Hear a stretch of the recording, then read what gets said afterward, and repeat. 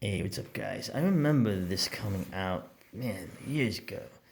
Storming Paradise, of course, Chuck Dixon. This is, remember Wildstorm? Remember they sort of broke off of Image, and I think they got bought by DC.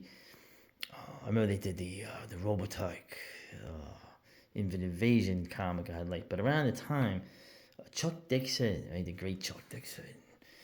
This is essentially an alternative World War II story. Now, the whole idea is Operation Olympic, right? What if the United States if Japan had not surrendered, the United States had to invade physically in the case of Olympic, the southernmost islands.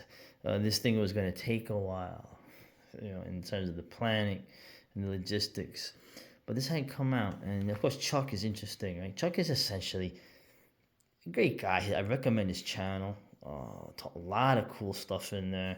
Interesting behind the scenes things of stuff that happened in the comics industry from a guy who made money, a guy who has good advice on creative endeavors, right?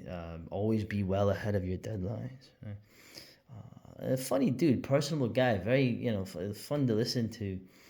More of an action guy, really. Even the Batman stuff he did it's really kind of like a crime story, action, war, martial arts. Right? The old, Burroughs, Howard, and then Storming Paradise was done at some point. Now, like I said, he's a normie con. It's a rather conventional view, right, of World War II. How does it start off? It starts off here with who's this guy? I am become death, the destroyer of worlds. You hear that one more time and get sick of it, right? Oppenheimer, look, Oppenheimer, he's talking to himself. Well, apparently, in this reality, the atomic program blows itself up. There's a accident that wipes out the whole team. So now America is not going to have the atomic bombs. Okay? So, and this is what is sort of the instrument, right? Initiate Olympic. Right? So the way it's done, it goes. I like how it's. You could say it's vignettes, right? You can say, oh, that's a very easy way to do a comic. It's very cinematic. Okay, going date by date.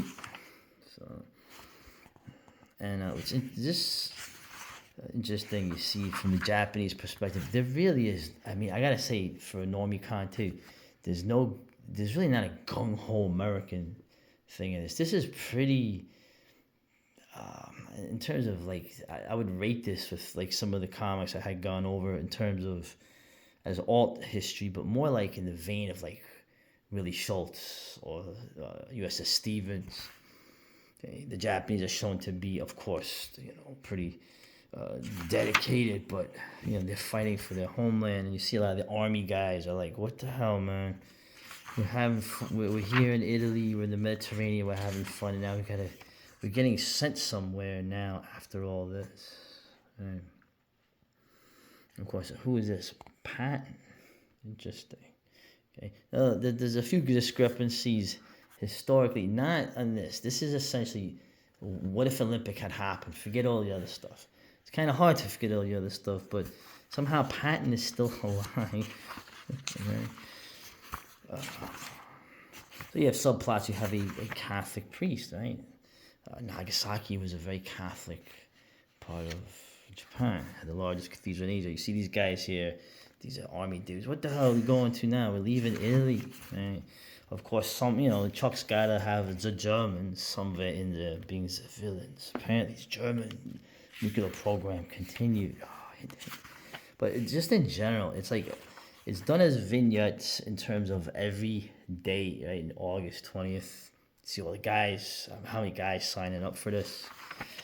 And the battles, obviously, the Japanese, which is sort of what I'm going to get to later, sort of in their last legs. But, I mean, just stuff like this, right? Special attack group, right?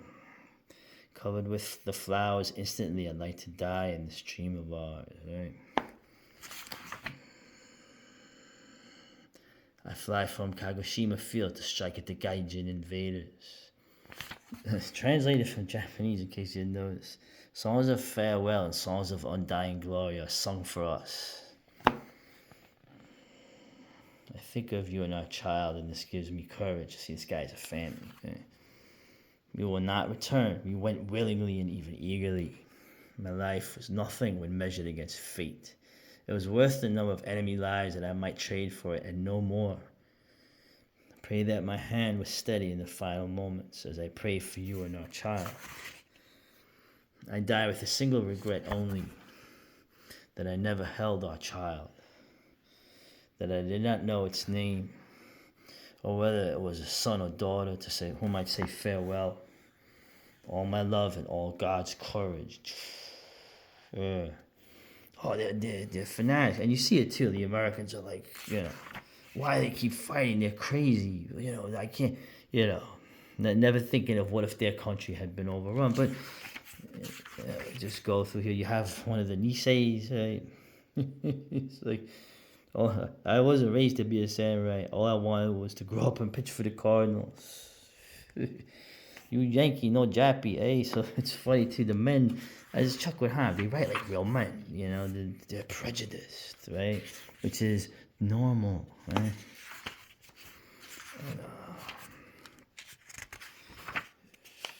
This is what you were gonna have in terms of if things had gone. There was an invasion and the Japanese decided they were gonna fight to the last. This is what you're gonna have. You even see here this cool scene. Well, the army guys here, like, whoa. That Marines is catching hell over there, and they're looking over, right? I keep telling you, the Marines and the Army are different. The Marines go in first. They must have ran into more than they expected, huh? They're like, oh, geez. I mean, well, here, the Marines. They just, right, you move, you live. You stay, you die. Okay, I had mentioned that in one of the Sam Glansman Dell comics. The Marine thing is much different than the Army. You just fucking keep moving. You keep going forward no matter how many you die, which actually, in the end, saves more casualties, and you overrun the enemy. But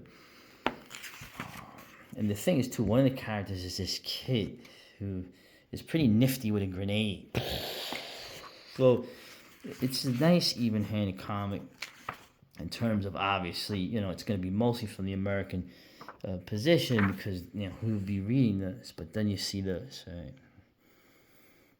Tokyo, is anything left of Tokyo? They're firebombing it. Apparently, they transferred over B-17s to Japan, I guess, to help the B-29s. But I really like this writing here. And this is Chuck, right? And there's someone out here like, this poor damn Japs, right? And it's like a furnace down there. Figures, right? All them paper houses. We hit a stockyard. I'm smelling steak up here. You're goofy stubs. That's Japs cooking off. Tokyo's one big barbecue tonight. Oh, Jesus. Those poor damn Japs. Yeah. So Tokyo's a barbecue again. Okay. I assumed that what the firebombing in March of earlier in the year had happened. This is already getting later. This into December. So it was pretty good, I could say. There's a funny scene here where apparently John Wayne got drafted. Yeah. What gives with these Japs? Don't they know when they're licked? They'll never quit. Right? We're gonna have to kill every last mother son of them. So even you just see that no matter what, like even in the MASH unit, that kid's throwing grenades. That kid, Ishii, the grenade boy. So they should make a manga of him. Now, I don't want to go through all that. I recommend you get this. Just like little things here, where they shoot one of the kamikazes. One meatball, they usually come in droves, right? Because remember, I had gone over in the special attack kamikaze Osprey book. Remember the IGN and the IGA had their own motorboats. Of course, the Italians had these too, but they were supposed to jump out. So the Americans are catching hell in this. Of course, a Patton, right? That's Patton, right? And just the scene where he fucking goes out, right? Right, with the revolver, and then of course, look out for the guy with what's that? That's a lunge mine, and that's how Patton dies. I guess a more honorable death than he did in reality. So Anyway, I recommended. The end of it's interesting. I think there's a sequel to this. I'm not sure. Stuff like this. I mean, it's just pretty brutal. Rather realistic. Now, what are the issues I have with it? Listen. You want the story of the invasion to happen. I like this with the snow, right? It's friggin' winter, February. There's no mention here of obviously why is Patton alive. Okay, little things, but the Japanese were trying to surrender since January of '45. This is common knowledge.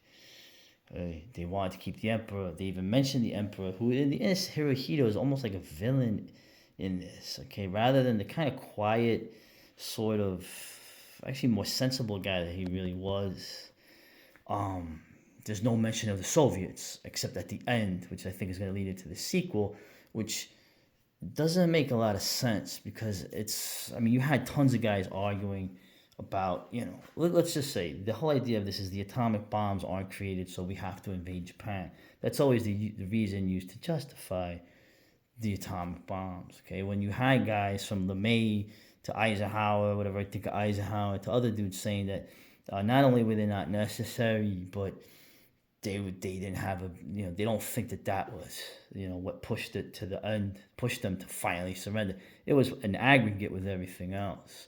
Probably a big thing was, like I said, the 6 months of firebombing, which killed far more people than the bombs would have, and the fact that the Soviets had overrun and crushed the Kwantung Army in Manchuria on August 9th, the day Nagasaki was born. So the Soviets would have been all over this in the beginning. Okay, if anything, you should be arguing that you should have had Soviets already, not just taking the Karelian Islands, but all coming in, saying we're going to help, rather than the ending of it. So, that aside, also, the idea of it that you have to believe that the atomic bombing is what ended the war.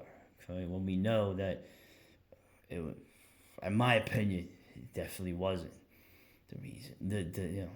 If it hadn't happened, this thing would have happened already, and it could have happened in January. Unconditional surrender. Okay, so we're gonna fight you. So every one of your boys that dies is gonna die because you want to keep fighting. That's okay. Whatever, man. I'm not gonna get on that. It doesn't take away from. In the end of the day, just forget those things. What would have happened if you would have had Operation Olympic?